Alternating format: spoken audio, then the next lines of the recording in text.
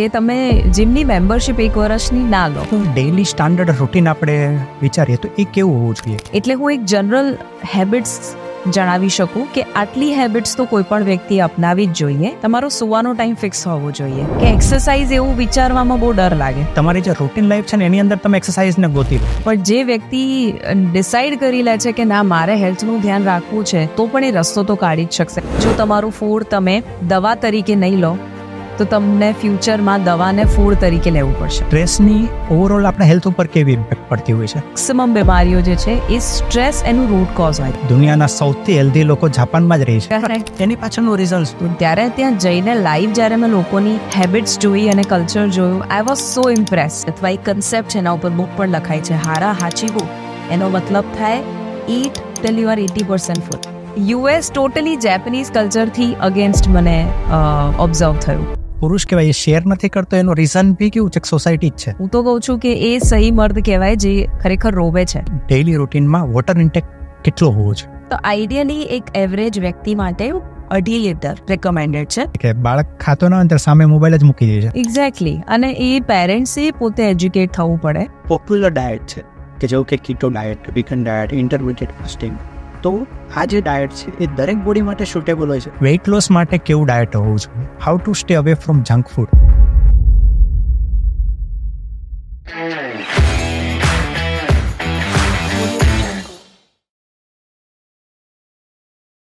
આજના પોડકાસ્ટમાં health oriented આપણે ઘણી બધી ડીપમાં ડિસ્કશન થવાની છે, જેની અંદર mental health, physical health, diet કેવું હોવું જોઈએ, મેડિટેશન અને યોગાની આપણા હેલ્થ ઉપર કેવી ઇમ્પેક્ટ પડે છે, એ બધું જ આપણે આજના પોડકાસ્ટમાં કવર કરીશું.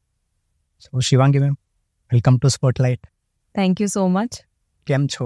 એકદમ મજામાં. હવે એ પોડકાસ્ટની શરૂઆત કરીએ તો સૌથી પહેલાં તો ઓડિયન્સને તમે એ જણાવો કે તમે આ પ્રોફેશનમાં કેવી રીતે આવ્યા? તમે આ પ્રોફેશનમાં ક્યારથી છો? સો જર્ની તો બહુ પહેલેથી શરૂ થાય છે. જ્યારે હું નાની હતી ત્યારે મારા ફાધર, ગ્રેન્ડફાધર બહુ વધારે હેલ્થ કોન્શિયસ અને મને હેલ્થ કોન્શિયસ માહોલમાં જ મોટી કરી. પણ મારો જન્મ થયો એ જેનેટિક ડિસઓર્ડર સાથે થયો હતો, જે એક થેલેસેમિયા માઇનર નામની બીમારી છે. થેલેસેમિયા મેજરમાં બ્લડ ટ્રાન્સફ્યુઝન જોઈએ, બીજા કોઈનું બ્લડ ચડાવવું પડે તમારે, ને તમારું હિમોગ્લોબિન એટલું લો હોય અને ચહેરો તમારો ડલ હોય, એનર્જી ના રહે વગેરે વગેરે. એટલે મમ્મીને નાનીને હતો એટલે મને આવ્યું. અને પહેલેથી પ્રોબ્લેમ તો થતો જ હતો કે હેલ્થ કોન્શિયસ હતી અને સારું ડાયટ વગેરે, તો પણ મારા શરીરમાં ચેલેન્જીસ બહુ અને હિમોગ્લોબિન 7-8 થી ઉપર ક્યારે નહોતું ગયું. અને ડૉક્ટરે કહી દીધું હતું કે બેટા ધીસ ઇઝ ઇરિવર્સિબલ, જિંદગીભર આની સાથે રહેવું પડશે. જો તું લકી છે તો મેક્સિમમ 10 થઈ શકે, એનાથી ઉપર ના જઈ શકે. એટલે મેં મિશન ઉપાડ્યું, મિશન હિમોગ્લોબિન. અને 1.5 વર્ષ સુધી હું પોતાના બોડી વિશે સ્ટડી કર્યું, હેલ્થ ઉપર, ડિસીઝ રિવર્સલ ઉપર, સારી બધી જ વસ્તુઓ મારા ઉપર અપનાવી. અને 1.5 વર્ષમાં જે હિમોગ્લોબિન 7-8 થી ઉપર ક્યારે નહોતું ગયું એ આવી ગયું 14.2. એટલે એક નોર્મલ ફિમેલ માટે 12 મેન્ટેન કરવું પણ અઘરું હોય છે. અને આજે અત્યારે 15.1 છે. એટલે આઈ બીન એબલ ટુ મેન્ટેન દેટ. અને એ જે થયું એના પછી મેં બોડીને હજી વધારે ચેલેન્જ કર્યું કે કંઈક તો બોડી મેજિકલ છે અને લેટ્સ ડૂ સમથિંગ. એટલે મેં એક બેબી પુશઅપ પણ નહોતો થતો તો સ્ટ્રેન્થ ગેઇન કરી, 50 પુશઅપ્સ ઇન 1 સેટની, 70 કિલો સ્ક્વોટ, 90 કિલો ડેડલિફ્ટ, 65 થી વધારે સોલો સ્કાય ડાઇવિંગ જમ્પ્સ કર્યા. I became a licence skydiver. અને બસ એક જ જીદ હતી કે મારે એ પ્રૂવ કરવું છે કે બોડી બહુ જ મેજિકલ વસ્તુ છે ને જે આપણને એબ્સોલ્યુટલી ફ્રીમાં આપ્યું છે. અને પછી બસ મેં ફિટ ભારત મિશનની શરૂઆત પણ એટલે કરી કેમ કે હું ઈચ્છતી હતી કે જે મને રિઝલ્ટ મળ્યું છે અને મને જે મજા આવે છે આ બોડીમાં એની સાથે વર્ક કરવાની, એ બસ હું લોકો સાથે હવે શેર કરું છું. તો આ પ્રોફેશનના લીધે તમારે આઈ થિંક ટ્રાવેલિંગ પણ એટલું જ રહેતું હશે? કરેક્ટ. રાઈટ. તો તમારે જે ટ્રાવેલિંગ રહેતું હશે એ ટ્રાવેલિંગની સાથે સાથે તમે પોતાના પર્સનલ હેલ્થનું પણ ધ્યાન રાખી શકો? આઈ થિંક એને ટ્રાવેલિંગ સાથે કોઈ લેવા દેવા નથી. આપણે અગર જોઈએ તો કોઈ નોર્મલ વ્યક્તિ ઘરમાં જે રહે છે એ ઈચ્છે તો ધ્યાન રાખી શકે, તો પણ નથી રાખતા ને. પણ જે વ્યક્તિ ડિસાઈડ કરી લે છે કે ના મારે હેલ્થનું ધ્યાન રાખવું છે, એ ઘરે હોય, બહાર હોય, કોમ્પ્લિકેટેડ કન્ડિશનમાં હોય અથવા એવી જગ્યાએ હોય કે ખાવાનું બી નથી મળતું એની પસંદનું, તો પણ એ રસ્તો તો કાઢી જ શકશે. કહે છે ને કે જ્યાં where there is a will there is a way. જ્યાં તમારી ઈચ્છા હોય, ત્યાં તમને ઈરાદો હોય, ત્યાં તમને રસ્તા તો મળી જ જવાના છે. એટલે આઈ થિંક કોઈ પણ વ્યક્તિ જે સાંભળી રહ્યું છે જ્યારે પણ એવું કહે કે બિકોઝ આવું થાય છે એટલે હું હેલ્થનું ધ્યાન નથી રાખી શકતો, આઈ થિંક એ ખાલી અને ખાલી માઇન્ડ આપણને પોતાને ઉલ્લું બનાવી રહ્યું છે. સો ઇવન ઇફ કોઈ ટ્રાવેલ કરે છે કે કોઈને આસપાસ ઘરે સપોર્ટ નથી મળતો કે જોને મારી વાઈફ આ બનાવીને નથી આપતી, આઈ થિંક આ બધા એક્સક્યુઝ કહી શકાય. નો મેટર વોટ, હેલ્થનું ધ્યાન રાખી જ શકાય. એક ડેઇલી સ્ટાન્ડર્ડ રૂટીન આપણે વિચારીએ તો એ કેવું હોવું જોઈએ? કોઈ પણ માણસનું સવારથી લઈને અને સાંજ સુધીનું એક આપણે એક સ્ટાન્ડર્ડ રૂટીન કહીએ તો એ કઈ ટાઈપનું હોવું જોઈએ? સો એ વ્યક્તિ પ્રમાણે બદલાશે. કેમ કે દરેકનું રૂટીન, સુવાનો ટાઈમ, ઉઠવાનો ટાઈમ બધું જ અલગ અલગ હોય. ઇવન એ લોકોના વર્કિંગ આર્સ ડિફરન્ટ હશે, ટ્રાવેલિંગ વગેરે. એટલે હું એક જનરલ હેબિટ્સ જણાવી શકું કે આટલી હેબિટ્સ તો કોઈ પણ વ્યક્તિ અપનાવી જ જોઈએ. જેમાં સૌથી પહેલું આવે છે સુવાનો ટાઈમ. તમારો સુવાનો ટાઈમ ફિક્સ હોવો જોઈએ અને આઈડિયલી 10 થી 11 મેક્સિમમ રાત્રે ત્યાં સુધીમાં જો સૂઈ જાય કોઈ વ્યક્તિ તો એ સૌથી બેસ્ટ છે. આમ તો 10, પણ અગર 10 સંભવ નથી આજના જમાનામાં તો એટલીસ્ટ 11 વાગ્યા સુધી જો સૂઈ જાય છે તો એનું બોડી જે મેક્સિમમ રિકવર કરે છે એ સ્લીપમાં રિકવર કરે છે. એટલે એ તમે જો 11 વાગે સૂઈ ગયા, 7-8 વાગે ઉઠ્યા, 7 વાગે 6 વાગે જે પણ સંભવ છે, પણ 7-8 કલાકની એવરેજ ઊંઘ લીધી એટલે તમારો અડધો દિવસ તો તમે જીતી લીધો. અત્યારે maximum 92% of Indian community sleep deprived. એટલે એવો સર્વે કહે છે કે 92% લોકો એવા છે જેને ઊંઘનો પ્રોબ્લેમ છે, કાં તો પ્રોબ્લેમ ના હોય પણ તો બી એમના બોડીમાં જે સ્લીપનું રિઝલ્ટ આવવું જોઈએ નથી આવી રહ્યું. એટલે એટલા માટે એ લોકોને લેથાર્જિક ફીલ થાય, ખોટી ચોઇસીસ કરી નાખે ફૂડમાં. એ બિકોઝ ઓફ ધ સ્લીપ. એટલે that is number 1 habit, sleep. Number 2 habit is કે ડાયટની અગર આપણે વાત કરીએ તો એમાં સર્ટન ફૂડ્સ અગર એડ કરી દે, જેમ કે સિઝનલ વેજીટેબલ્સ, એને હું મેડિસિન કહું છું. કે જે આપણે મારો એક પ્રોગ્રામ હું પહેલાં લેતી હતી, ફૂડ એઝ મેડિસિન. હવે હું મેડિસિન ફ્રી લાઈફ લઉં છું, પણ એમાં હું કહેતી હતી કે જો તમારું ફૂડ તમે દવા તરીકે નહીં લો તો તમને ફ્યુચરમાં દવાને ફૂડ તરીકે લેવું પડશે. એટલે અત્યારે જો આપણે ખરેખર દવા નથી ઈચ્છતા ફ્યુચરમાં, અથવા અત્યારે લઈ રહ્યા છે કોઈ રીતે દવા, તો એને રિપ્લેસ કરી દો એવા ફૂડ સાથે જેને આપણે સિઝનલ વેજીટેબલ્સ કહી શકીએ. વેજીટેબલ્સ એ સૌથી બેસ્ટ મેડિસિન છે નેચરની. એટલે ભીંડા તો ભાવે નહીં, ગવાર તો ભાવે નહીં, ને પાલક તો ભાવે નહીં વગેરે જે પણ એક્સક્યુઝિસ છે, તો જે ભાવે એનાથી તમે ચાલુ કરો. પણ વેજીટેબલ્સ પહેલું. ડાયટમાં બીજું આવે ફ્રૂટ. તો જે પણ એટલીસ્ટ દિવસમાં એક ફ્રૂટ તમે ચોક્કસથી લઈ શકો. ફેટી લીવર કન્ડિશન છે, ડાયાબિટીસ છે, તો ઓફકોર્સ એમાં ઘણું બધું વેરાયટી આવશે કે શું લેવું જોઈએ, શેની સાથે લેવું જોઈએ, પણ જનરલી એક વ્યક્તિ આ લેવું જોઈએ. એની સાથે પ્રોટીન ડેફિશિયન્ટ છે આજે આપણું કન્ટ્રી, અને સ્પેશિયલી વેજીટેરિયન ડાયટમાં પ્રોટીન લોકો લેતા નથી. એવું નથી ઇનફ નથી, પણ લેતા નથી લોકો. કોન્શિયસલી દાળ છે, કઠોળ છે, બદામ, અખરોટ વગેરે જેવી વસ્તુઓ જો રેગ્યુલરલી લઈ શકતા હોય, નથિંગ લાઇક ઇટ, સો એ લઈ શકાય. અને હજી એક જે હેબિટ આવે એ આવે છે મૂવમેન્ટની. તો સવારે ઉઠીને નક્કી જ કરો કે કંઈક તો મૂવમેન્ટ કરવી છે. તો દેટ કુડ બી કે તમે સવારે ઉઠીને 10 મિનિટ વોક ઉપર ગયા, અથવા તમે 3 સૂર્ય નમસ્કાર કરી લીધા. બસ આટલી હેબિટ્સ અગર ફોલો કરી તો પણ અડધા પ્રોબ્લેમ દૂર થઈ જશે. Okay, right. તમે જે એક્સરસાઇઝની વાત કરીને કે મૂવમેન્ટ્સની, એમાં એકચ્યુઅલી કેવું થતું હોય છે પ્રેક્ટિકલી કે જ્યારે ડૉક્ટર સજેશન આપે ત્યારે એમ ફૂલ જોશમાં જીમ જોઈન થઈ જાય છે. 1 મહિનો 2 મહિના તો એટલી કન્સિસ્ટન્સી સાથે જોઈન થાય છે ને, અને પછી એમાં એક્સરસાઇઝમાં કન્સિસ્ટન્સી નથી રહેતી. તો એ ટાઈમે કેવી રીતે આ વસ્તુને મેનેજ કરવી? આપે જે સવાલ પૂછ્યો ને એમાં જવાબ છે કે તમે જીમની મેમ્બરશિપ 1 વર્ષની ના લો. કેમ કે આપણે જ્યારે જીમનું 1 વર્ષનું કમિટમેન્ટ આપીએ છીએ ને, એટલે આપણા બ્રેનને શોક લાગે, એને ડર લાગે કે આ શું થઈ ગયું મારી જોડે. 1 વર્ષ જીમનું કમિટમેન્ટ એટલે ઇટ્સ અ બિગ થિંગ. એટલે પહેલાં તો એવું ક્યારે ના કરો કે આમ હું તો આજે તો એકદમ ભૂક્કા જ બોલાવી દઉં, ડાયટમાં આખું બદલી કાઢું. એ સૌથી ખરાબ વસ્તુ છે. કેમ કે તમે સડન ચેન્જ અને મોટો ચેન્જ જ્યારે આપશો ને તો એ ક્યારે સસ્ટેનેબલ નહીં થાય. એટલે ઇન્સ્ટેડ ઓફ કે તમે 1 વર્ષની મેમ્બરશિપ લો જીમની અને એમાં તમે 1 મહિનો બી નથી ટકી શકતા, એના બદલે એવું નક્કી કરો કે મારે નાનો સ્ટેપ લેવો છે મૂવમેન્ટમાં. એક્ઝામ્પલ, એ નાનો સ્ટેપ શું હોઈ શકે? જેમ મેં કહ્યું, સવારે ઉઠીને એક જ સૂર્ય નમસ્કાર કરવો છે, ખાલી એવું ડિસાઇડ કરો. અને જ્યારે એ ડિસાઇડ થશે ને ઓટોમેટિકલી બોડીને શું થશે, માઇન્ડને શું થશે, એક જ કરવું છે, કંઈ નહીં, એ તો થઈ જશે. બહુ વધારે ટાઈમ પણ નહીં જાય, કોઈ એક્સક્યુઝ નહીં આવે. એક જ છે એટલે 1 મિનિટથી વધારે થશે નહીં, અને બધા પાસે 1 મિનિટ તો હોય જ. એટલે લેટ્સ સે તમે 1 મિનિટ સવારે ઉઠીને જ્યારે સૂર્ય નમસ્કાર કરવાનું ચાલુ કરો ને, એટલે લો ઓફ મોશન પ્રમાણે તમારા માઇન્ડને એવું થાય, એક કર્યું છે ને મજા આવી રહી, ચલ બીજું કરો, ચલ ત્રીજું કરો, અને ક્યાં 5 કરી દેશો ખબર નહીં પડે, અને એટલીસ્ટ એ સસ્ટેનેબલ રહેશે. એટલે મોટા ચેન્જીસ નહીં, નાના ચેન્જીસ લઈએ, અને એવા લઈએ જેમાં મજા આવે. કોઈને લેટ્સ અમે અત્યારે છે ને અમારી આખી ટીમ જે ઓફિસની છે એ 2 ગેમ બહુ રેગ્યુલરલી રમે છે. એક તો પિકલ બોલ જે અમદાવાદમાં બહુ જ ફેમસ થયું છે, ત્યારે તો હોટ ફેવરેટ છે. એટલે પિકલ બોલ, અને બીજી છે વોલીબોલ. તો અમને એટલી બધી બધાને ગમી કે મારા ઘરમાં પાછળ સ્વિમિંગ પુલ હતો, એ તોડાઈને અમે વોલીબોલ કોર્ટ અને પિકલ બોલ કોર્ટ બનાવ્યો છે. બિકોઝ યુ વોન્ટેડ કે જો આજુબાજુ, અને અમારા ઘરમાં ક્રિકેટ ગ્રાઉન્ડ તો હતું જ પહેલેથી, જ્યાં અમારી પૂરી ઓફિસ શનિવારે રમે.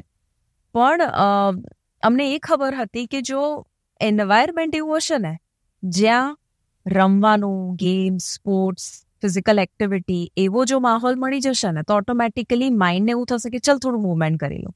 કેમ કે એના માટે એક્સરસાઇઝ નથી, ક્રિકેટ એક્સરસાઇઝ નથી, ફૂટબોલ એક્સરસાઇઝ નથી, બેડમિન્ટન એક્સરસાઇઝ નથી. તો આવું બધું એક્ટિવિટી, કોઈને ડાન્સ ગમે છે તો એક્સરસાઇઝ નથી, પણ જે ગમતું હોય એ ચાલુ કરો તો ઓટોમેટિકલી બાળક બની જઈશું.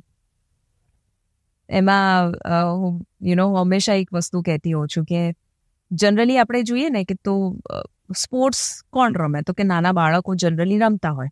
આજકાલના તો એ બી નથી કરતા, બધું મોબાઈલમાં આવી ગયું છે, એટલે સ્ક્રીનના લીધે. પણ આપણે જ્યારે નાના હતા ત્યારે આપણે કેટલું બધું બહાર રમતા હતા. એટલે જ્યારે આપણે નાના હતા ત્યારે એક બાળકને એવું કહેવામાં આવતું હતું, સ્પેશિયલી સ્કૂલમાં, કે આટલું બધું કેમ ફરફર કરે છે, એક જ જગ્યાએ બેસ અને મોઢા ઉપર આંગળી મૂક. અને પછી એ જ બાળક જ્યારે મોટું થાય છે, એડલ્ટ થાય છે, અને થોડોક 50-60 પ્લસ થાય છે, એને આપણે કહીએ છીએ એક જ જગ્યાએ શું બેસી રહે છે, થોડોક તો મૂવ કર. એટલે ક્યાંક ને ક્યાંક હવે એ બાળકને જગાડવાની જરૂર છે. બરાબર. અને અત્યારનું વર્ક લાઈફ જે છે એની અંદર કેવું છે કે વધારે સિટિંગ જોબ્સ વધારે છે. તો એવું બી કહી શકે આપણે કે એક્સરસાઇઝ તો પોસિબલ ઘણી ટાઈમે નથી થતી, પણ તમે ફોન ઉપર વાત કરતા હો તો ચાલતા ચાલતા વાત કરો. એબ્સોલ્યુટલી બરાબર. પણ ક્યાંક તમારી જે રૂટીન લાઈફ છે ને એની અંદર તમે એક્સરસાઇઝને ગોતી લો કે હું કઈ જગ્યાએ એ વસ્તુને હું કન્વર્ટ કરી શકું. બિલકુલ. અને આપણે રિપ્લેસ બી કરી શકીએ એક્સરસાઇઝ વર્ડને મૂવમેન્ટ સાથે. તમે જેમ કહ્યું એમ કે એક્સરસાઇઝ એવું વિચારવામાં બહુ ડર લાગે, પણ લેટ્સ સે મૂવમેન્ટ કરવી છે. એટલે તમે જે કહું ને એ નીટનું એક્ઝામ્પલ છે. નીટ મતલબ NEAT, નોન એક્સરસાઇઝ એક્ટિવિટી થર્મોજેનેસિસ. એનો મતલબ એ થાય કે તમે અલગથી સમય નીકાળીને કોઈ વસ્તુ નથી કરી રહ્યા, જેમ કે અલગથી સમય કાઢીને યોગા કરી લીધું, કે એક્સરસાઇઝ કરી લીધી, કે વેટ ટ્રેનિંગ, કે જેમ કંઈક એવી વસ્તુ કે જે રૂટીનમાં થઈ રહી છે ને એમાં જ તમે ઇન્કોર્પોરેટ કરી દીધું. એક્ઝામ્પલ, તમને 3rd ફ્લોર ઉપર ઓફિસ છે અગર, તો તમને કોણે કીધું લિફ્ટ જ યુઝ કરો? સ્ટેરકેસ તો હોય જ છે, તો તમે સીડીઓનો યુઝ કરી શકો, તો દેટ ઇઝ નીટ વધાર્યું. અથવા તમે જેમ કહ્યું કે ફોન ઉપર વાત કરો ત્યારે ઊભા જ થઈ જવાનું અને વોક જ કરી લેવાનું, તો એક નીટ ઇન્ક્રીઝ કરવાનો એક પ્રકાર છે. તો એવી જ રીતે અલગ અલગ એક્ટિવિટીમાં જોવાય કે ક્યાં હું હજી મૂવમેન્ટને એડ કરું. ટીવી જોવો છો તો વચ્ચે વચ્ચે કોણે કીધું જમ્પિંગ જેક કરતાં કરતાં થોડુંક ટીવી જોઈ લો, તો બધું થઈ શકે. બીજો એક એવો ક્વેશ્ચન છે કે ડેઇલી રૂટીનમાં વોટર ઇન્ટેક કેટલો હોવો જોઈએ? કોઈ એવું સ્ટાન્ડર્ડ મેઝરમેન્ટ છે કે પાણી આપણે આટલું પીવું જ જોઈએ? સો આઈડિયલી એક એવરેજ વ્યક્તિ માટે 2.5 લીટર રેકમેન્ડેડ છે. હવે બહુ જ ડિપેન્ડ કરે એની હાઇટ, એનું વેઇટ, એનું બોડી ટાઈપ, વેધર કયું છે, કેફીન બહુ લે છે કે નહીં, એક્સરસાઇઝ કેટલી કરે છે, બધા ઉપર બહુ ડિપેન્ડ કરે. પણ જનરલી 2.5 લીટર પીવું જોઈએ. અને વોટર રિચ ફૂડ લેવા પણ જરૂરી છે. એટલે ક્યુકમ્બર છે, અથવા જ્યારે સિઝન હોય ત્યારે વોટરમેલન છે, તરબૂચ વગેરે. અને બીજું કે ડેઇલી જે રૂટીન લાઈફમાં કેટલા સ્ટેપ્સ ચાલવા જોઈએ એનું કોઈ સ્ટાન્ડર્ડ કેલ્ક્યુલેશન છે કે વેઇટ પ્રમાણે? કારણ કે મેં એવું સાંભળ્યું હતું કે તમારું વજન અગર 60 કિલો છે તો તમારે 6000 સ્ટેપ ચાલવા જોઈએ, 70 kg છે તો 7000 સ્ટેપ ચાલવા જોઈએ. તો આ શું સાચું છે કે? એટલે પાર્શિયલી કહી શકાય કે સારું મેથેમેટિકલ ફોર્મ્યુલા આપેલો છે, પણ અગેન એ 70 કિલો વાળો જે વ્યક્તિ છે, અગર એનું ની રિપ્લેસમેન્ટ થયેલું છે અને 7000 સ્ટેપ ચાલે છે તો એ ના ચાલે. તો એ બધું બહુ જ ડિપેન્ડ કરે છે કે, અને એને ની પેઇન થાય છે ફોર એક્ઝામ્પલ, ને એને કહ્યું છે કે 8000 સ્ટેપ ચાલવાના જ છે, તો એને ની વધારે ડેમેજ થશે. એટલે એ બધું છે જે આપણે કન્સિડર કરવું પડે. લેટ્સ એને વોક ગમતું બી નથી, અને એને તમે કહો છો કે બહુ વોક કર, તો અગેન એ તમારા લાઇક્સ ઉપર જશે, તમારી બોડીની કન્ડિશન ઉપર જશે. પણ મારે એક એવરેજ આપવું હોય તો ઇટ ઇઝ લાઇક કે તમે જુઓ કે તમારું ઇન્ટેક કેટલું થાય છે. મતલબ કે તમે જે ખાવાનું ખાઈ રહ્યા છો એમાં અગર ન્યુટ્રિશિયસ ફૂડ છે તમારું, જેમાં બહુ વધારે અનહેલ્ધી કેલરીઝ તમે નથી બોડીમાં લઈ રહ્યા, તો even 5000 steps in a day ચાલે, કંઈ વાંધો નહીં. પણ એ 5000ના બદલે મતલબ કે એની સાથે સાથે તમે અગર જીમ પણ કરી રહ્યા છો, વેઇટ ટ્રેનિંગ પણ કરી રહ્યા છો, લેટ્સ સે તમે યોગ પણ કરી રહ્યા છો, તો એ સ્ટેપ્સમાં કાઉન્ટ નહીં થાય, પણ એ તમારા મૂવમેન્ટમાં કાઉન્ટ થશે. તો એમાં 5000 સ્ટેપ કરો તો ચાલે. અમુક લોકો 10,000 કરતા હોય છે, તમને ફાવે છે કરો, કંઈ વાંધો નહીં.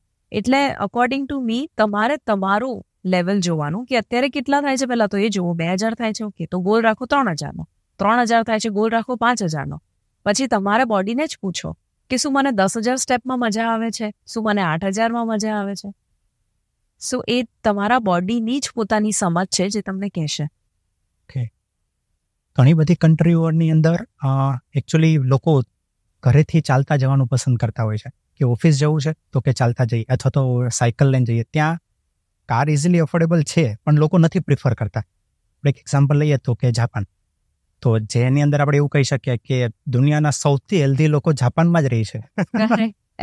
બરોબર, કારણ કે એમનો જે લાઈફ સ્પાન છે એ બી એટલો વધારે છે કમ્પેર ટુ અધર. કરેક્ટ. તો એની પાછળનું રીઝન શું છે? હમણાં જ 2 મહિના પહેલા જ્યારે જાપાન ટ્રીપ મારી થઈ, મને બહુ જ મજા આવી. એમનું જે કલ્ચર અને જે હેબિટ્સ હતી ને ઓબ્ઝર્વ કરવાની મને બહુ જ મજા આવી. બિકોઝ પહેલાં મેં ખાલી સાંભળેલું ને વાંચેલું હતું, ત્યારે ત્યાં જઈને લાઈવ જ્યારે મેં લોકોની હેબિટ્સ જોઈ અને કલ્ચર જોયું, આઈ વોઝ સો ઇમ્પ્રેસ્ડ. એમાં 2-3 વસ્તુઓ મને લાગી કે જે બહુ આપણે અપનાવવાની જરૂર છે. એક તો જેમ તમે કહ્યું કે ત્યાં એ લોકોનું રૂટીન ચાલવાનું તો છે જ, એટલે એ તો છે જ. એ લોકો પબ્લિક ટ્રાન્સપોર્ટેશનને વધારે પ્રમોટ કરે છે, એટલે ત્યાં ટેક્સી બહુ મોંઘી છે, કાર ઓન કરવી બહુ મોંઘી છે, સર્ટન ટાઈપ્સ ઓફ કાર્સ. અને એ લોકો પ્રમોટ કરે છે કે તમે વધારે બસ કે ટ્રેન કે બુલેટ ટ્રેન છે કે આ તેનો યુઝ કરો, અથવા તો તમે ચાલીને જાઓ. ઓફકોર્સ ઇન્ફ્રાસ્ટ્રક્ચર પણ એવું છે કે તમે ચાલી શકો. અમુક લોકો કમ્પ્લેન કરતા કે ઇન્ડિયામાં તો ના તો વેધર છે ના તો ઇન્ફ્રાસ્ટ્રક્ચર છે જ્યાં વોક કરી શકીએ. સો આઈ અન્ડરસ્ટેન્ડ. પણ ત્યાં મને એક બહુ સારી વસ્તુ લાગી. બીજું કે એ લોકો ચાલતા ચાલતા ક્યારે પીતા કે ખાતા નથી. ઓકે. ક્યારે નહીં. મતલબ જે વેસ્ટર્ન કલ્ચરમાં તો ટોટલી ડિફરન્ટ જ છે. ઓપોઝિટ. મને યુએસ ગમે છે, મારી ઘણી ટ્રીપ ત્યાં થયેલી છે, એટલે હું યુએસની અગેન્સ્ટ નથી, પણ યુએસ ટોટલી જેપનીઝ કલ્ચરથી અગેન્સ્ટ મને ઓબ્ઝર્વ થયું. અને હું હંમેશા મારા પોડકાસ્ટમાં પણ હમણાં આપણે વાત થઈ કે લાસ્ટ ટાઈમ મેં શેર કરેલું હતું કે કેવી રીતે જેપનીઝ કલ્ચર અને યુએસ કલ્ચર ઓપોઝિટ છે ઇન મેની ટર્મ્સ. જેમાંથી એક છે કે જાપાનમાં એક પણ વ્યક્તિને મેં ચાલતા ચાલતા કે બસમાં કે ટ્રેનમાં ખાતા પીતા ના જોયા, પણ યુએસમાં 90% લોકોના હાથમાં કાં તો સ્ટારબક્સની કોફી હોય, કાં તો કોઈ કોલ્ડ ડ્રિંક હોય, કાં તો કોક ને એના ભાઈ બહેન હોય, કંઈક તો હોય જ. એ લોકો જો બસમાં ટ્રેનમાં વોક કરી રહ્યા છે તો હાથમાં હોય, એ તો ઠીક. એ કામ કરી રહ્યા હોય, ઓફિસમાં બેઠા હોય તો ઓફિસના ડેસ્ક ઉપર બી કોફી પડેલી હોય કે કંઈક તો પડેલું હોય એમને જગાઈ રાખવા માટે. જે અહીંયા માઇન્ડફુલ ઇટિંગમાં બિલીવ કરે છે એ લોકો. જમતા પહેલા એ લોકો હારા હાચીબુ જનરલી કહેતા હોય, અથવા એક કન્સેપ્ટ છે એના ઉપર બુક પણ લખાય છે, હારા હાચીબુ. એનો મતલબ થાય ઈટ ટિલ યુ આર 80% ફૂલ. ત્યાં સુધી જમો જ્યાં સુધી તમારું પેટ 80% ભરાયેલું છે. એટલે અહીંયા સુધી ફૂલ થઈ જાય એટલું નથી જમતા એ લોકો, થોડી જગ્યા રાખે બોડીમાં. અને પંચતત્વ જે છે, પંચમહાભૂત, આપણો આયુર્વેદિક કન્સેપ્ટ જે આખો છે એમાં પણ કહે છે કે સ્પેસ એલિમેન્ટ ઇમ્પોર્ટન્ટ છે, એટલે તમે જગ્યા નહીં રાખો તો ડાયજેશન પ્રોપર થશે નહીં. એટલે ઇન્ડિયન કલ્ચરમાં પણ આ બધું આપણને જણાવેલું જ છે, પણ પ્રોબેબલી આપણે હજી યાદ કરાવવાની જરૂર છે કે એ કરીએ. એટલે મને એ બહુ મોટો ડિફરન્સ લાગ્યો. ત્યાંનું ફૂડ કઈ ટાઈપનું હોય છે? કે જાપાનીઝ લોકો આપણે જોઈએ તો એટલા સ્લિમ હોય છે. આઈ થિંક તમે ત્યાં કોઈકને જ કદાચ હેવી બોડી જોયા હશે. કરેક્ટ. પણ તો એવું તો કઈ ટાઈપનું એ લોકો ફૂડની અંદર કન્સિડર કરતા હોય છે કે બધાની બોડી ટાઈપ ઓલમોસ્ટ સ્લિમ જ હોય છે? સો જેનેટિક્સ બહુ ઇમ્પોર્ટન્ટ રોલ પ્લે કરે છે. એવું નથી કે ફક્ત ફૂડ છે કે બીજી બધી હેબિટ્સ છે. જેમ કે તમે યુએસનો બાંધો અગર જોશો કોઈનો, તો એક ઘણો હેવી બાંધો હોય છે. આપણા ઇન્ડિયામાં મીડિયમ હોય છે, અને જાપાનમાં તો એકદમ એક્ટોમોર્ફ બોડી ટાઈપ એને કહેવાય. જનરલી એક્ટોમોર્ફ એટલે પતલા, બોડી ટાઈપ હોય છે ત્યાં. તમે ત્યાં જોશો ને તો ચહેરા અને ઓવરઓલ બાંધો ઘણો પતલો લાગે. તમને એવું લાગે કે આટલું ખાય છે, ઘણા લોકો ઘણું ખાતા હોય પણ તો કે જાય છે ક્યાં, એવું ફિલિંગ આવતું હોય. એટલે તો પણ એમના ફૂડ હેબિટ્સમાં જે સારી વસ્તુ છે એ છે એક પ્રોબાયોટિક્સ.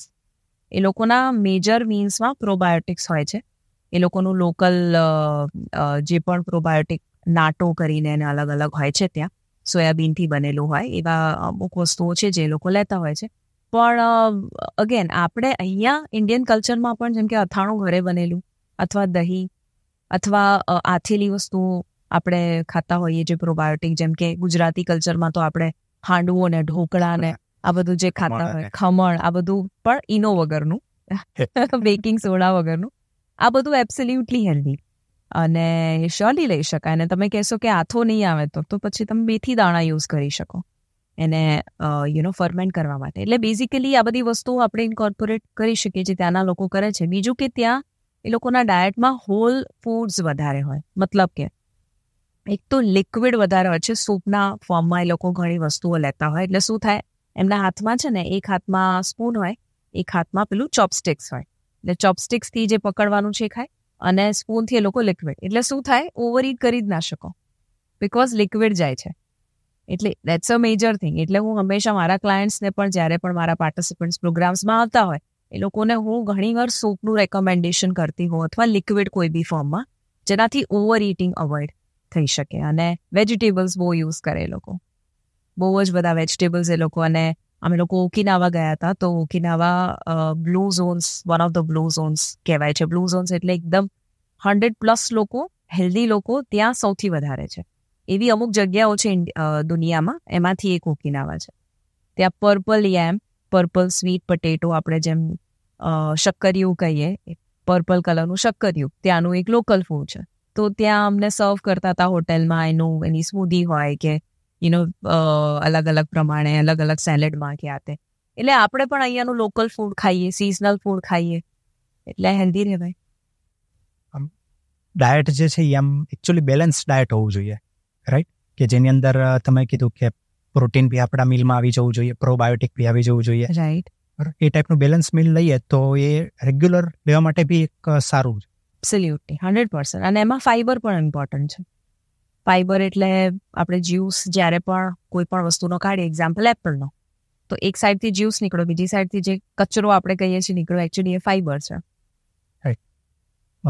જ્યુસ કરતાં ફ્રૂટ્સ વધારે પ્રિફર કરવા જોઈએ. Yes, because fruit juice avoid કરીને ફ્રૂટ બિકોઝ ફ્રૂટ જ્યુસ એ ગ્લાસ ઓફ શુગર જ છે, ફ્રુક્ટોઝ. એટલે આપણે થોડીક ફિઝિકલ હેલ્થની એની થોડીક ડિસ્કશન કરી, હવે થોડુંક આપણે મેન્ટલ હેલ્થ ઉપર ડિસ્કસ કરીએ. તો સૌથી પહેલાં તો એક વર્ડ છે ન્યુરોપ્લાસ્ટિસિટી. આ શું છે? ન્યુરોપ્લાસ્ટિસિટી એટલે આપણું જે બ્રેન છે, ઘણા બધા ન્યુરોન્સ છે. એ ન્યુરોન્સમાં ઘણા બધા પાથવે બનેલા છે જેને ન્યુરલ પાથવે કહેવાય. ન્યુરલ પાથવે શું છે તો કે તમે અત્યાર સુધી જેટલી પણ એક્ટિવિટી કરી એનો એક રસ્તો બનેલો છે. એક્ઝામ્પલ, કોઈ પણ આપણે અગર ખેતર જોઈએ તો નવું ખેતર છે અને અમુક ઝાડ વગેરે ઉગેલા છે, તો મતલબ ઝાડ નહીં પણ થોડા ઘણા પાક ઉગેલા છે. અને લેટ્સ સે એમાંથી એક આપણે રસ્તો બનાવવો છે તો શું થાય તો કે એક કોઈ પણ ટ્રેક્ટર છે કે કોઈ પણ વ્હીકલ છે એક જગ્યાએથી પાસ થશે, બીજા દિવસે, ત્રીજા દિવસે, 10 દિવસ, 1 મહિનો જ્યારે પાસ થશે તો શું થશે, સેમ જગ્યાએ એક રસ્તો બની જશે અને પછી નેક્સ્ટ વ્હીકલ આવશે તો એ ત્યાંથી જ જશે. એટલે બેઝિકલી જેટલી વાર ત્યાંથી પાસ થશે એટલી વાર એ રસ્તો સોલિડ થશે ખેતરમાં. સેમ આપણું આ ખેતર છે અને એમાં કોઈ પણ વસ્તુ આપણે જેટલી વાર રિપીટ કરીએ એટલી વાર અહીંયા પણ એક રસ્તો બની રહ્યો છે. એક્ઝામ્પલ, આપણે બ્રશ કર્યું તો સ્ટાર્ટિંગમાં રસ્તો નહોતો, આપણે બહુ વાર એને રિપીટ કર્યું એટલે એ રસ્તો સોલિડ બનતો થયો. એટલે આજે આપણે બ્રશ કરવા માટે વિચારવું નથી પડતું કેમ કે એ રસ્તો એટલો સોલિડ છે કે એ જ તમને યાદ કરાવે છે કે હવે બ્રશ કરવાનું છે. ન્યુરોપ્લાસ્ટિસિટી એટલે કે તમે કંઈક નવું કરી રહ્યા છો અને નવા રસ્તાઓ બનાવી રહ્યા છો, એને કહેવાય neuroplasticity. Because brain is a plastic, in a way એને જેમ ઈચ્છો એમ મોલ્ડ કરી શકો.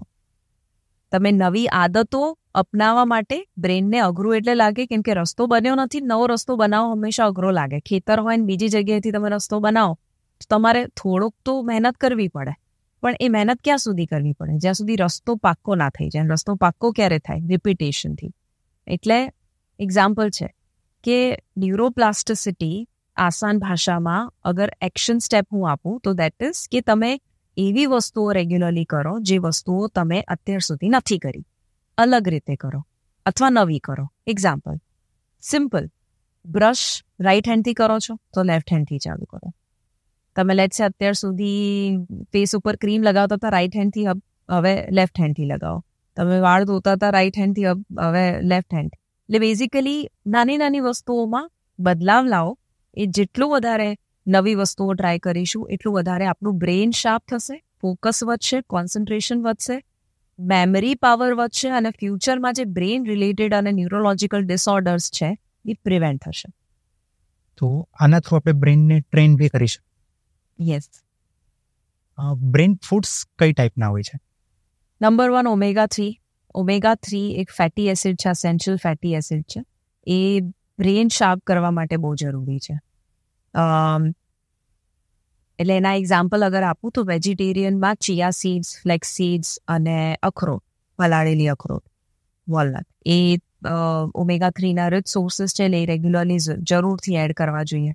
બીજું ઓક્સિજન, બ્રેઇનનું સૌથી ઇમ્પોર્ટન્ટ, બિકોઝ તમે જે ઓક્સિજન લો છો 80% બ્રેઇનને જોઈએ.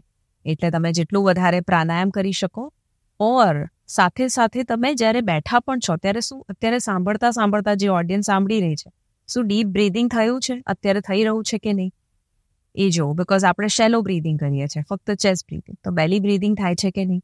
જેટલું વધારે થશે એટલું વધારે બ્રેઇન શાર્પ થશે. સ્ટુડન્ટ અગર કોઈ સાંભળી રહ્યા છે એ લોકો માટે પણ જરૂરી છે કે ડીપ બ્રીધિંગ અને પ્રાણાયામ જેટલું કરશો એટલું વધારે તમારું બ્રેઇન શાર્પ રહેશે અને મેમરી શાર્પ રહેશે. અને બીજું તો અત્યારે બ્રેઇન ઉપર સૌથી વધારે ઇફેક્ટ આવે છે સ્ક્રીનની, બરોબર? કારણ કે સ્ક્રીનના લીધે ઘણી બધી વસ્તુમાં રાઈટ બેકફૂટ થાય છે લોકો. કારણ કે જે સ્ટુડન્ટ છે જે સ્ટડી કરતા હોય છે એમની ઇફેક્ટ સ્ટડી ઉપર આવે છે. જોબવાળાને રાત્રે તમે જેમ કીધું કે આમ India second most sleep deprived country કહેવાય, રાઈટ? કે લોકોની ઊંઘ પૂરી નથી થતી. તો આપણે એવું કહી શકીએ કે ઊંઘનું એક જ રીઝન છે અત્યારે સ્ક્રીન.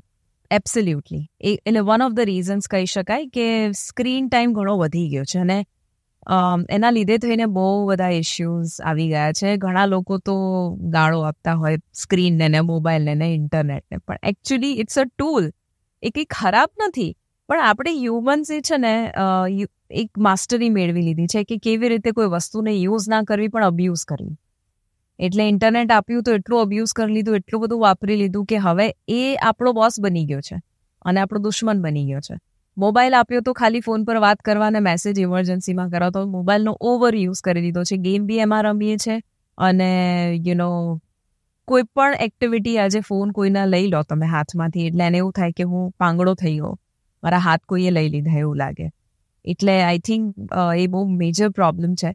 અને નવી જનરેશન તો એવું લાગે છે કે મોબાઈલની સાથે જ પેદા થઈ રહી છે. પેરેન્ટ્સ પણ નાની ઉંમરમાં આપી દે છે કે લે ખાતો નથી કે છોટા ભીમ જોઈ લે, પતાય ખાવાનું.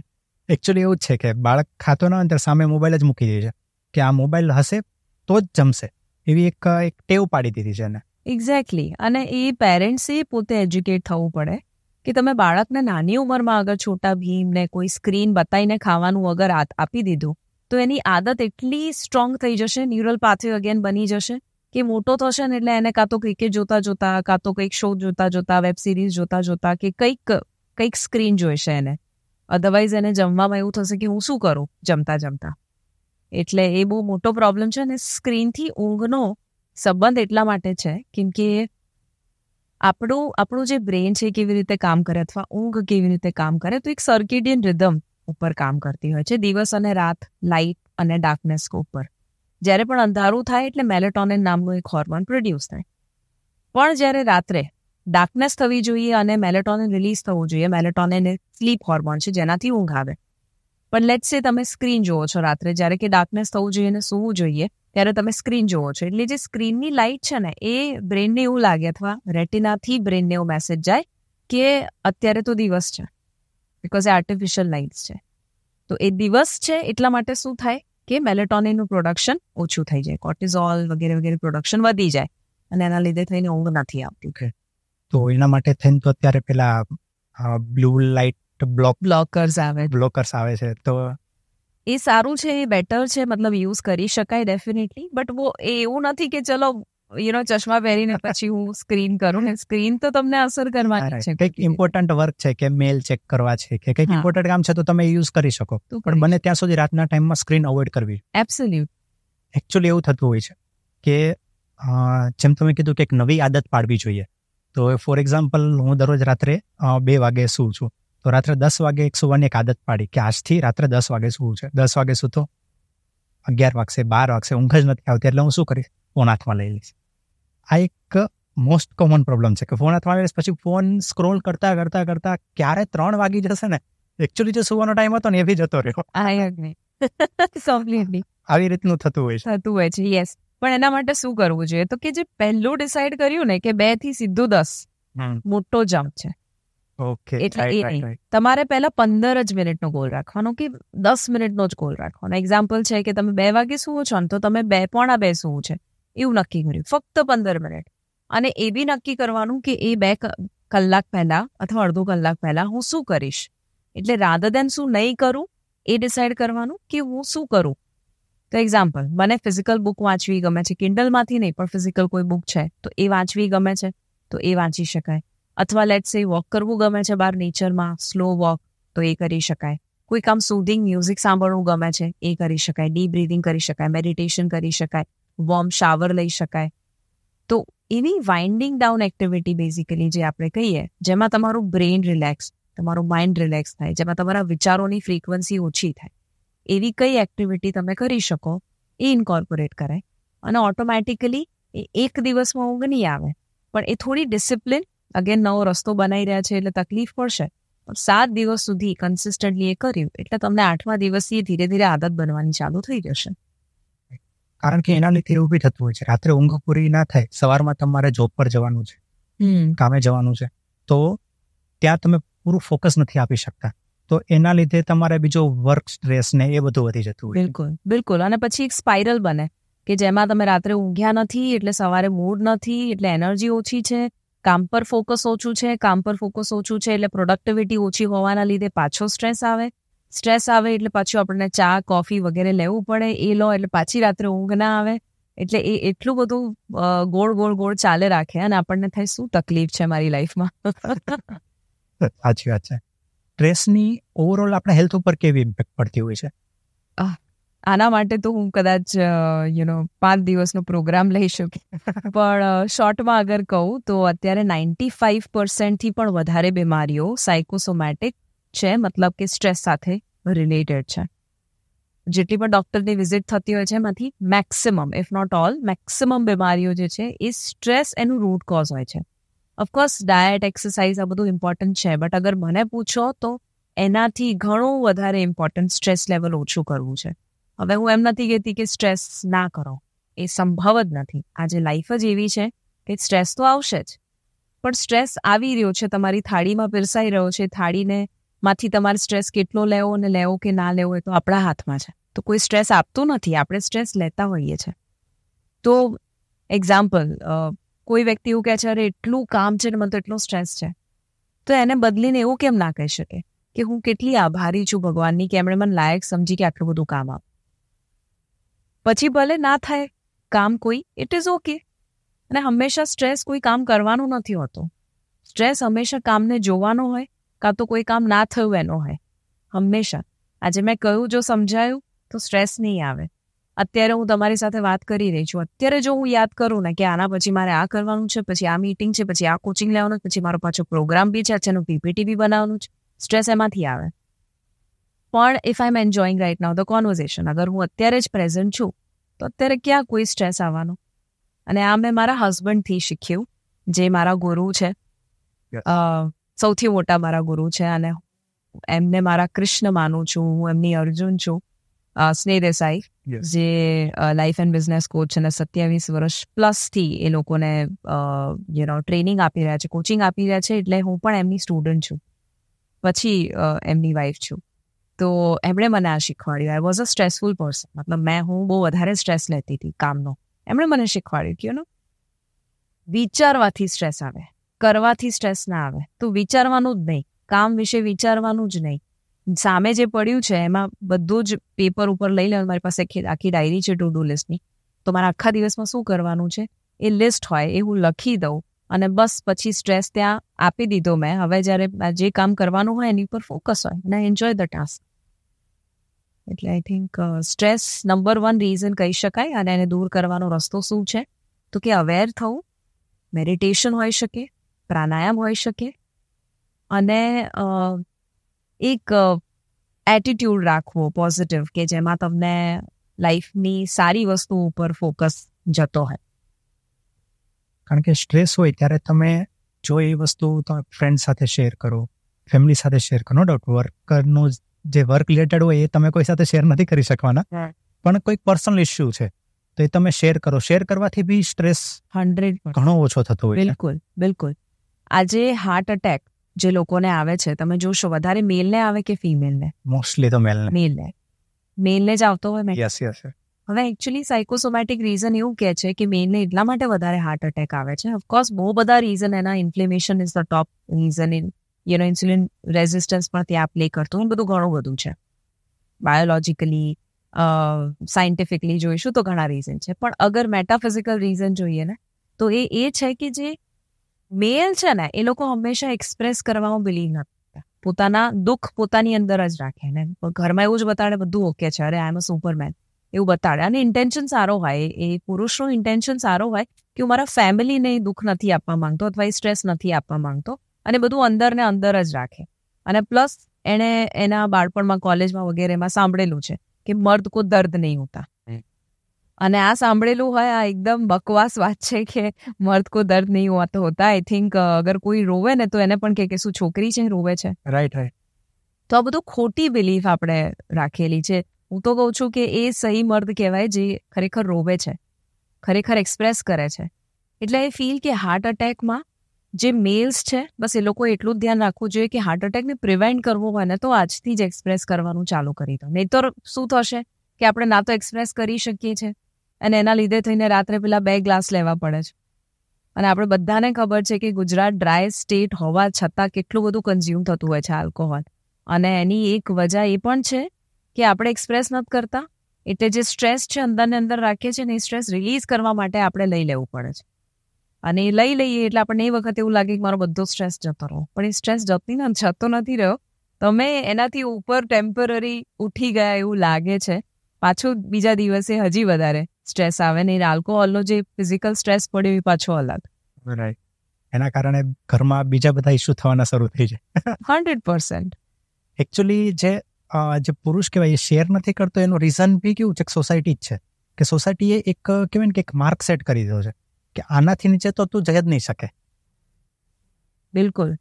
એટલે એ હવે આપણે ચેન્જ કરવું પડે. અને આઈ થિંક હવે આ જનરેશન અગર નહીં કરે તો આ પાસ ઓન થશે નેક્સ્ટ જનરેશનને. એટલે આ બદલાવ આપણે લાવવો જ પડશે. તો આ જે ટાઈપના બીજા ડિફરન્ટ જે ઇમોશન છે એવું કહીએ તો ઇમોશનની અસર હેલ્થ ઉપર થાય? દરેક ઇમોશનની અસર થાય. પોઝિટિવ ઇમોશનની પોઝિટિવ અસર થાય, નેગેટિવ ઇમોશનની નેગેટિવ અસર થાય. કોઈ વ્યક્તિ બહુ જ ગુસ્સો કરી રાખે છે અને બહુ બધાને કંટ્રોલમાં રાખે છે અને બહુ જ વધારે ફ્રસ્ટ્રેટેડ હોય છે, ઇરિટેટેડ હોય છે કે ગિલ્ટમાં હોય છે, એને અલગ અલગ ડાયાબિટીસથી લઈને હાઇપરટેન્શનથી લઈને અલગ અલગ ઇસ્યુઝ થવાની, ઇવન કેન્સર સુધી સંભાવના છે. હવે લોકોને નથી ખબર કે કેન્સર લાઇફસ્ટાઇલ ડિસઓર્ડર બની ગયું છે, એટલા માટે એની સાથે ઇમોશન્સ બહુ વધારે જોડાયેલા છે. એટલે મારી સાથે કોઈ પણ આવતા હોય એવા ક્લાયન્ટ્સ કે જે બહુ કોમ્પ્લિકેટેડ કન્ડિશન છે, જેટલી પણ કોમ્પ્લિકેટેડ કન્ડિશન્સ હોય, ઓટો ઇમ્યુન કન્ડિશન્સ હોય, IBS ટાઈપની કન્ડિશન્સ હોય કે જે સ્ટ્રેસ સાથે જોડાયેલી છે, જેમાં સાયન્સ કદાચ એવું કહેવું પડે છે કે આ ઇરિવર્સિબલ છે, અમે કંઈ નહીં કરી શકીએ, એ બધી મેક્સિમમ સ્ટ્રેસ સાથે જોડાયેલી છે. એટલે એ સ્ટ્રેસ અલગ અલગ ફોર્મેટમાં હોઈ શકે, ગુસ્સાના ફોર્મેટમાં હોઈ શકે કે એન્ઝાયટીના ફોર્મેટમાં હોઈ શકે કે વાતે વાતે અપસેટ થવાના ફોર્મેટમાં હોઈ શકે. એટલે આઈ થિંક એને આપણે કહી શકીએ કે આ જે સ્ટ્રેસ છે એની અર્લી સાઇન આ જ છે બધી. યસ આઈ થિંક મૂડમાં ના રહેવું, અપસેટ થઈ જવું, ઇન્ટરનેટમાં ચાલતું અરે યાર ગુસ્સો કરી દેવો વાતમાં. અત્યારે વિડીયો ચાલી રહ્યો છે એમાં થોડોક કોઈ બીજી એડ આવી ગઈ વચ્ચે તો એમાં ગુસ્સો અરે યાર. એટલે બેઝિકલી નાની નાની વસ્તુઓમાં છે ને, અને આપણને લાગે આ તો નોર્મલ છે, આમાં શું મોટી વાત છે, પણ એવી બધી વાતોમાં જ ક્યાંક ને ક્યાંક, કેમ કે તમે જે ફીલ કરી રહ્યા છો એ ક્યાંક બહાર નથી જઈ રહ્યું, એ તો અંદર સ્ટોર થઈ રહ્યું છે. અને વારંવાર કરશો એટલે એ તો અસર તમને કરશે જ. એટલે જ તમે જોશો 2 પ્રકારના લોકો છે. એક, જે લોકો બહુ જ બધું જ ફોલો કરે છે, અનહેલ્ધી હેલ્ધી ડાયટ ફોલો કરે છે, એક્સરસાઇઝ કરે છે, બધું જ કરે છે, પણ એ લોકો અનહેલ્ધી હોય છે કેમ કે એ લોકોના વિચાર અનહેલ્ધી છે. અને બીજા લોકો હોય છે જે એટલું બધું ડાયટ એક્સરસાઇઝ ઉપર ફોકસ નથી કરતા, નોર્મલ રૂટીન છે, પણ એ લોકો બહુ જ હેલ્ધી હોય છે. કદાચ ઓવરઈટ બી કરી લે. ક્યારેક તમે જુઓ તો પાર્ટીમાં હંમેશા ગુલાબજાંબુ ખાતા હોય અને તમને એવું લાગે કે યાર આને આટલા વર્ષે તો જોવું, 50 વર્ષે કશું થતું કેમ નથી? તો એટલા માટે નથી થતું કેમ કે એના વિચારો બહુ સારા છે, ખુશ રહે છે, કોઈ લોડ નથી આપતો, ટેન્શન દેને કા નહીં ઓર લેને કા નહીં, એવા ટાઈપનો એનું માઇન્ડસેટ છે, એટલે એને બોડી સપોર્ટ આપે છે. એકચ્યુઅલી એવું બી હોય છે કે જે હેલ્ધી ડાયટ ફોલો કરતા હોય છે એણે જો કંઈક પેલું ખાઈ લીધું તો એ 2 દિવસ તો એ ગિલ્ટમાં રહે છે કે મારથી આ ખવાઈ ગયું હતું. એટલે એ વિચારો કહેવાય ને કે આમ માઇન્ડની અંદર ફરિયાદ રાખતા હોય છે. રાઈટ. એટલે હું છે ને લોકોને આ જ કહું હંમેશા કે ગુલાબજામુન મેં ખાઈ લીધું, એ ગુલાબજાંબુ જે તમને નુકસાન કરે ને એનાથી ઘણો વધારે નુકસાન એ ગુલાબજાંબુ ખાઈ લીધાનું ગિલ્ટ કરે છે. એટલે તમે ખાઈ લીધું તો ચિલ, ઇટ્સ ઓકે. હવે એ વિચારું કે એને કેવી રીતે તમે હવે કેલરી બર્ન કરો, તો કે એક્સરસાઇઝ કરો છો કે નહીં અને ટાઈમ પર સૂવો છો કે નહીં, બસ. કેલરીઝ અને ન્યુટ્રિશન, આ બંને વચ્ચેનો ડિફરન્સ શું? સો ન્યુટ્રિશન જે છે એ છે જે આપણા ફૂડમાં પોષક તત્વ અલ્ટિમેટલી હોય, જેમ કે વાઇટામિન્સ છે, મિનરલ્સ છે, પ્રોટીન છે, વગેરે વગેરે. તો એ ન્યુટ્રિયન્ટ્સ છે. કેલરી શું છે? તો કે હરેક મેક્રોન્યુટ્રિયન્ટ જે છે એના પર ગ્રામ અમુક કેલરી હોય.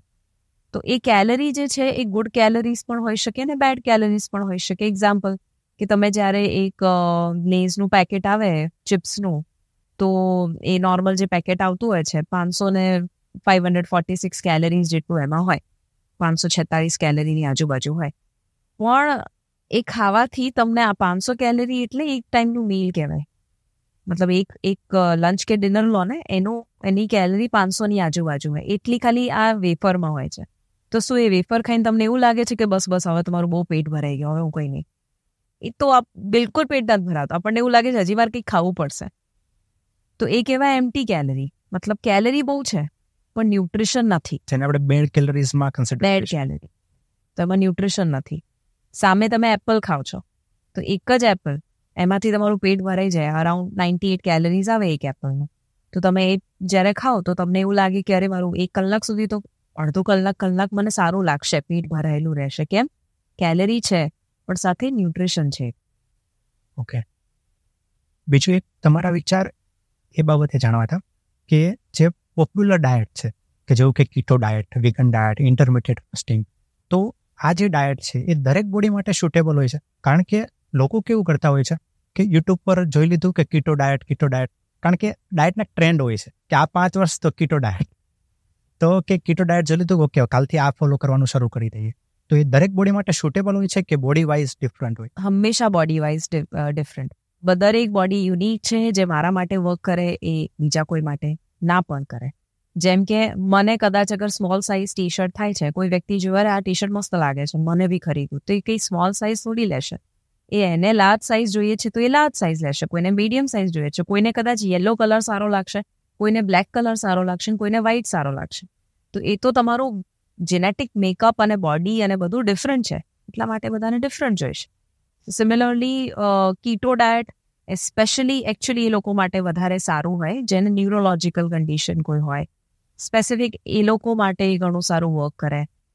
વીગન ડાયટ એવા લોકો માટે વધારે કામ કરે જેને ટુ મચ ઓફ ટોક્સિસિટી હોય શરીરમાં, અને એ થોડા સમય માટે જ હોય, એ સસ્ટેનેબલ ના હોય. ઇન્ટરમિટન્ટ ફાસ્ટિંગ સસ્ટેનેબલ છે ઘણા બધા લોકો માટે, અને એ તો એવું છે કે જે ઇન્ડિયન કલ્ચરમાં તો આપણે પહેલેથી એ કરતા જ હતા, તો ખાલી નામ આપી દીધું વેસ્ટર્ન લોકોએ ઇન્ટરમિટન્ટ ફાસ્ટિંગ ને 16-8 આંકડો આપી દીધો. બાકી આપણે પહેલા કરતા જ હતા, સનસેટ સાથે ખાવાનું બંધ ને સનરાઈઝ થાય એટલે આપણે ચાલુ કરીએ, એટલે આપણે એ ફાસ્ટ તો થતો જ તો, એટલે that is a good way of living intermittent fasting. પણ અધરવાઇઝ ઇન્ટરમિટન્ટ ફાસ્ટિંગ ઉપર તો આખો મેં મારું પોડકાસ્ટ ફિટ ભારત ચેનલ ઉપર પણ કરેલો, યુટ્યુબ ઉપર, અને પીપલ લવડ ઇટ. કેમ કે લોકો ફોલો કરીને રિઝલ્ટ મેળવી રહ્યા છે. પણ જે બીજા બધા ફેન્સી ડાયટ છે જેના કોઈ નામ છે એ સસ્ટેનેબલ નથી. એ તમારે જોવું પડે તમને સૂટ કરે છે કે નહીં. એવી કોઈ સિમ્પલ અને હેલ્ધી હેબિટ્સ છે કે જે લોકોએ આજનો આપણો પોડકાસ્ટ જોયા પછી એ હેબિટ્સથી શરૂઆત કરવી જોઈએ, ડાયટ રિલેટેડ ખાસ? મારા હિસાબથી એકચ્યુઅલી ખાલી એ ના વિચારવું જોઈએ કે ડાયટ રિલેટેડ કરું, એ વિચારવું જોઈએ કે 3 વસ્તુ મેજર આવે. એક આવે ડાયટ, એક આવે એક્સરસાઇઝ મૂવમેન્ટ અને એક આવે સ્લીપ. ઇમોશન્સને સાઈડમાં રાખીએ તો આ 3માંથી કયું ઇઝી છે પહેલાં તો એ જોવું, અને એમાં કંઈ નાનો સ્ટેપ છે જે હું ફોલો કરી શકું. તો લેટ્સ સે મૂવમેન્ટમાં જેમ મેં કહ્યું કે એક હોઈ શકે કે ડિનરના અડધા કલાક પછી મારે 5 મિનિટ વોક કરવું છે, નાનો સ્ટેપ છે, તે કરી શકાય. અગર ડાયટની વાત કરીએ, એક નાનો સ્ટેપ તો દેટ કુડ બી કે લંચ પહેલાં એક કટોરી સેલેડ ખાવો છે. How to stay away from junk food? Don't think of staying away from junk food. કેમ કે જ્યારે હું તમને એમ કહું, અત્યારે તમે એક હાથી વિશે ના વિચારો, અને એ હાથી બ્લુ કલરનો તો બિલકુલ ના હોવો જોઈએ, અને એ હાથી આ જે રૂમ છે એ સાઇઝનો તો બિલકુલ ના હોવો જોઈએ. તો શું થશે એ જ યાદ આવશે. તો જ્યારે તમે કહો મારે જંક ફૂડ નથી ખાવું, તો શું પિક્ચરમાં આવશે માઇન્ડમાં?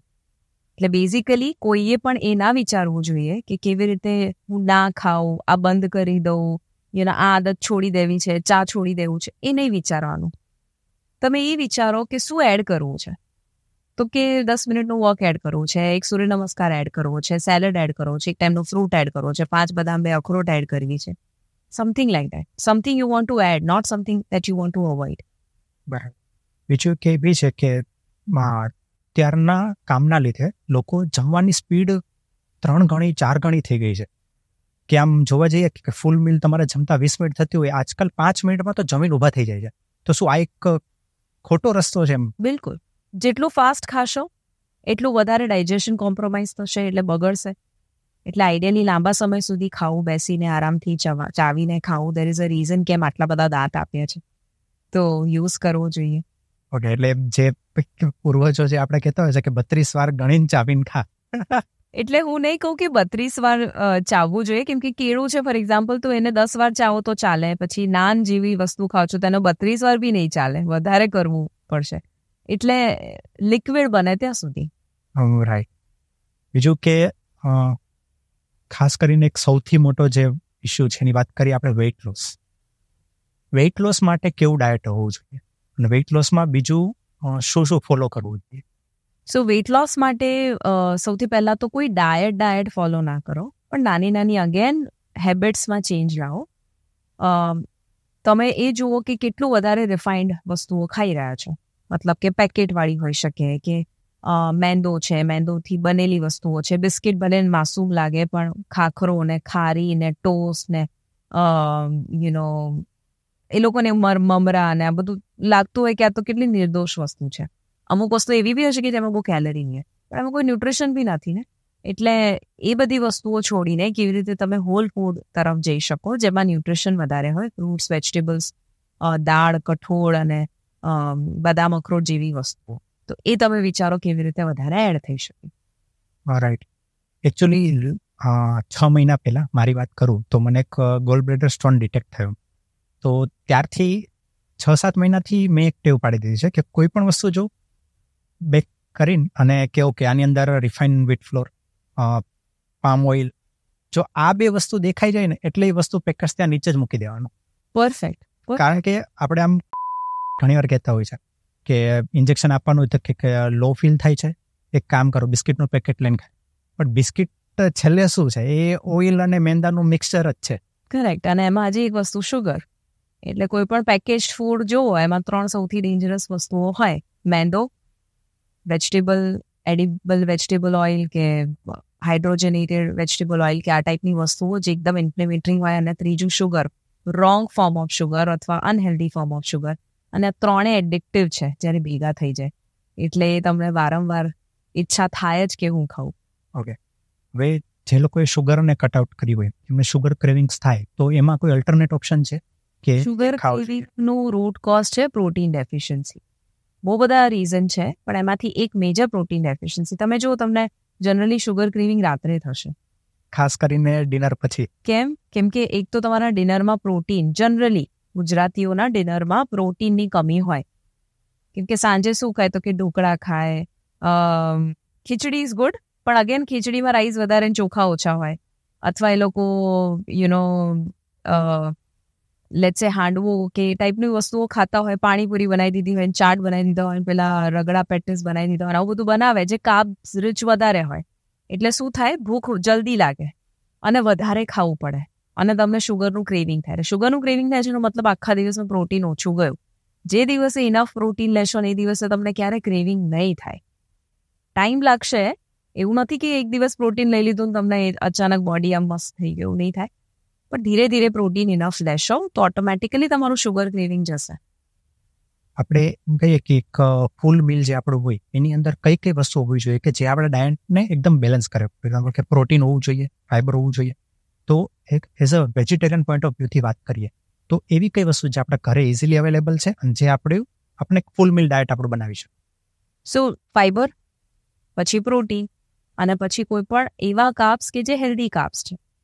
તો એક્ઝામ્પલ છે કે અનહેલ્ધી કાર્બ્સમાં આવે કુલચા, નાન ટાઈપની વસ્તુઓ, પણ હેલ્ધી કાર્બ્સમાં આવે કે તમે રાઈસ લઈ લીધા કે રોટલી હેલ્ધીવાળી લઈ લીધી, તો એ ગુડ કાર્બ્સમાં આવી ગયા. તમે ફ્રેન્ચ ફ્રાઈઝ ખાઓ છો, બેડ કાર્બ્સ છે, પણ પટેટોની સબ્જી ખાઓ છો, બટાકાની સબ્જી, તો એ ગુડ કાર્બ્સ કહી શકાય. એટલે એ જોવાનું કે આ ત્રણેયનું પરફેક્ટ કોમ્બિનેશન થાય છે કે નહીં. હેલ્ધી ફેટ માટે ઘી એડ કરી દો, તો ઘીથી લોકો ડરતા હોય તો એડ કરવું જ જોઈએ. અને સાથે પ્રોબાયોટિક તરીકે દહીં કે છાશ એબ્સોલ્યુટલી લઈ શકાય. બીજું, હેલ્થ અને ફિટનેસ રિલેટેડ કોઈ એવા મિસકન્સેપ્શન છે? કારણ કે તમે આ ફિલ્ડમાં ઘણા વર્ષોથી છો, રાઈટ? તો તમે ઘણું બધું સાંભળ્યું હશે, લોકોને મળ્યા હશો. તો કોઈ એવા મિસકન્સેપ્શન છે જે કે બધા લોકોને છે જ, બરોબર, કે જે આપણે આજના કન્વર્ઝેશન થ્રુ આપણે દૂર કરી શકીએ? આઈ થિંક સૌથી પહેલું મિસકન્સેપ્શન એ છે કે લોકોને એવું લાગતું હોય કે મારે હેલ્ધી રહેવું તો બહુ જ અઘરું છે. તો આ અઘરો શબ્દ કાઢી નાખવો જોઈએ, કેમ કે હેલ્ધી રહેવું સૌથી ઇઝી વસ્તુ છે. વજન ઓછું કરવું સૌથી ઇઝી વસ્તુ છે. મારો પ્રોગ્રામ બી છે વેઇટ લોસ મેડ ઇઝી. હું લોકોને કહું છું કે વજન ઉતારવું દુનિયાનું સૌથી ઇઝી કામ છે. તો પહેલાં તો માઇન્ડસેટ રાખવું કે ઇઝી છે એવું કહેવું, જેનાથી એક સબકોન્શિયસ બિલીફ જશે અને એ કહેશે કે હા એકચ્યુઅલી પોસિબલ છે. કેમ કે તમે પોતે જો અહીંયાથી માનવાનું ચાલુ કરી દેશો કે અઘરું છે, તો ઇઝી હશે ને તો બી અઘરું બની જશે, અને ઇઝી કહેશો તો અઘરું હશે તો ઇઝી બની જશે. બિકોઝ તમે જેવું વિચારશો એવું જ સામે દેખાશે. એટલે પહેલું આ મિસકન્સેપ્શન છે કે અઘરું છે કે નહીં થાય વગેરે વગેરે, એ ક્યારે નહીં વિચારવું. અને બીજું કે લોકોને હંમેશા શોર્ટકટ જોઈતા હોય, તો that's a big misconception or a big mistake જે લોકો કરી રહ્યા છે. શોર્ટકટ નહીં, લાંબુ વિચારો, લાંબુ જીવન હેલ્ધી જીવવું છે. એવું નહીં કે અમારા 2 મહિનામાં લગ્ન કોઈને આવે છે ને એમાં મારા મસ્ત ડ્રેસમાં સારા દેખાવું છે. એ શોર્ટ ટર્મ ગોલ છે, રાખો વાંધો નહીં, પણ લોંગ ટર્મ ગોલ પણ રાખો કે મારે મારા ગ્રેન્ડ ચિલ્ડ્રન સાથે રમવું છે, કે મારે 70 ઉપર કોઈના ઉપર બોજ નથી બનવું હોય. થોડુંક લોંગ ટર્મ અગર ગોલ રાખ્યો તો ઓટોમેટિકલી મોટિવેશન આવશે જ અંદરથી. એક મિસકન્સેપ્શન અગર હું સ્પેસિફિક કહું તો એ પણ હોય છે કે લોકો લંચ કે ડિનર પછી ફ્રૂટ ખાતા હોય છે. એ લોકોને એવું લાગે કે કંઈક મીઠા હો જાય, કંઈક સ્વીટ ખાવાની, તો એ ચક્કરમાં એ લોકો સ્વીટ નાખીને ફ્રૂટ ખાય ને એવું વિચારે આ તો બહુ healthy. That's a wrong thing. એક લાસ્ટ ક્વેશ્ચન સાથે કમ્પ્લીટ કરીએ કે ડેફિનેટલી તમારા પોડકાસ્ટ જોઈને અને ઘણા બધા લોકો ઇન્સ્પાયર થયા હશે. તો જો કોઈને પોતાનું કરિયર આ પ્રોફેશનમાં આગળ ડેવલપ કરવું હોય તો એના માટે શું ગાઈડન્સ છે? મેં અત્યાર સુધી 700થી વધારે હેલ્થ કોચિસને સર્ટિફાઈ કરેલા છે. એટલે અને આઈ લવ કે જે કમ્યુનિટી બિલ્ડ થઈ રહી છે, કેમ કે જરૂર છે. આજે પહેલાં તો મને આઈ એમ હેપી કે આ ક્વેશ્ચન તમે પૂછ્યો, કેમ કે અત્યારે જે લોકોની બીમારીઓ અને પ્રોબ્લેમ્સ વધી રહ્યા છે ને, સામે આપણને સોલ્યુશન પણ જોઈશે. એટલે હેલ્થ કોચિસ જે છે એ ન્યુટ્રિશનિસ્ટ, ડાયટિશિયન્સ, જીમ ટ્રેનર વગેરેથી અલગ એવી રીતે છે કે ફક્ત ને ફક્ત એક પિલર ઉપર કામ નથી કરતા, ફક્ત ડાયટ કે ફક્ત એક્સરસાઇઝ કે ફક્ત કોઈ એક ઇમોશન્સ ઉપર. એ બધા એસ્પેક્ટ ઉપર, એટલે એક હોલિસ્ટિક વસ્તુ ઉપર ફોકસ કરે. અને હોલિસ્ટિકમાં બધું જ આવી જાય. મતલબ એ લોકો કામનો સ્ટ્રેસ જો લઈ રહ્યા છે તો કામ ઉપર પણ વાત થાય. એ લોકો રિલેશનશિપથી કંઈક પ્રોબ્લેમ આવી રહ્યો છે તેના ઉપર પણ કામ થાય. ડાયટમાં કંઈ ગડબડ છે, એક્સરસાઇઝ નથી કરી રહ્યા, એક્સરસાઇઝમાં પણ શું, ઇમોશનમાં ગડબડ છે. એટલે દરેક વ્યક્તિ છે ને એ રોબોટ નથી, એને કંઈક તો અસર કરી રહ્યું છે જેના લીધે અનહેલ્ધી છે. તો એ શું છે એ ફાઇન્ડ આઉટ કરે હેલ્થ કોચ, અને એ એને ગાઈડ કરે. એટલે આઈ બિલીવ કે અગર કોઈ પણ જે સાંભળી રહ્યા છે એમાંથી કોઈને પણ એવી ઈચ્છા છે ને કે મારે સમાજમાં કોન્ટ્રીબ્યુટ કરવું છે, પોતાની એક અલગ આઈડેન્ટિટી બનાવી છે અને ફાઇનાન્શિયલ ફ્રીડમ પણ ક્રિએટ કરવું છે, કેમ કે આ ફિલ્ડમાં બહુ પૈસા પણ છે. લોકો એવો એક સર્વે કહે છે કે હેલ્થ કોચ ઇન્ડસ્ટ્રી 2023 સુધી 20,000 કરોડની ઇન્ડસ્ટ્રી છે. ખાલી હેલ્થ કોચ ઇન્ડસ્ટ્રી, હેલ્થ નહીં. મતલબ કે લોકો 20,000 કરોડ રૂપિયા આપશે તો એમાંથી તમારે કેટલું લેવું છે આપણા હાથમાં છે. પણ એના માટે એક પ્રોપર ટ્રેનિંગ, એક રાઇટ મેન્ટર શોધવા જરૂરી છે. એવા મેન્ટર હોવા જોઈએ, એવા ગાઈડ કે એવો કોર્સ કે એવું મટીરિયલ કે એવું નોલેજ હોવું જોઈએ કે જે કોઈએ ઓલરેડી અપનાયેલું છે ને તમને આ રેડીમેડ સિસ્ટમ અને સ્ટ્રેટેજી વગેરે આપી દે.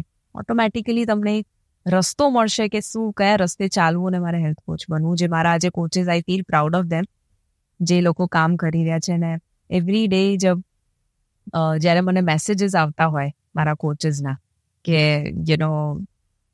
એ હોઈ શકે કે મને આ દુઆ મળી છે, આ મને આ લોકો મને થેન્ક યુ કહી રહ્યા છે, આ પ્રોબ્લેમ દૂર કર્યો કોઈનો.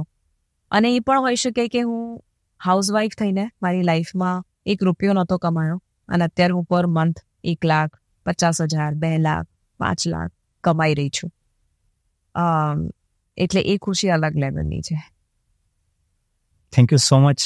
આજે ખાસ કરીને તમે ટાઈમ આપ્યો અને ડેફિનેટલી આજના પોડકાસ્ટમાં આપણે જે ટોપિક કવર કર્યા છે એ સાંભળીને બધા કંઈક ને કંઈક પોતાની લાઈફમાં આજથી નાની તો નાની એક શરૂઆત કરશે.